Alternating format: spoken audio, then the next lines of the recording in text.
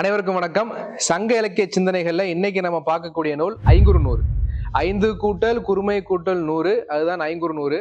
இந்த ஐங்குறு நூறை முதலாக பதிப்பித்தவர் யாருன்னு கேட்டீங்கன்னா உவே சாமிநாத ஐயர். இந்த ஐங்குறு நூறு ஒரு அகநூல். அகநூல்னா எந்த திணைகள்லாம் இருக்கணும்? குறிஞ்சி, முல்லை, மருதம், நெய்தல், பாலை. இதைதான் அன்பின் 5 திணைகள்னு சொல்லுவாங்க. குறிஞ்சி 100 பாடல், முல்லை 100 பாடல் அப்படின்ற வீதம் மொத்தம் 5 திணைகள் 500 பாடல்களை கொண்டதுதான் இந்த ஐங்குறு நூறு. குறிஞ்சி திணையை பாடுவது கபிலர். நமக்கே தெரியும் குறிஞ்சி பாடுவதில் வல்லவர் யாருன்னா கபிலர். முல்லை யாருன்னு கேட்டீங்கன்னா பேனார். மருதம் யாருன்னா ஓரம்போகியார். நெய்தல் யாருன்னா அம்முவனார். பாலை யாருன்னு கேட்டீங்கன்னா ஓதலாந்தையார். இதை வச்சு டிஎன்பிசி கேள்வி கேட்டிருக்காங்களான்னா கேட்டிருக்காங்க.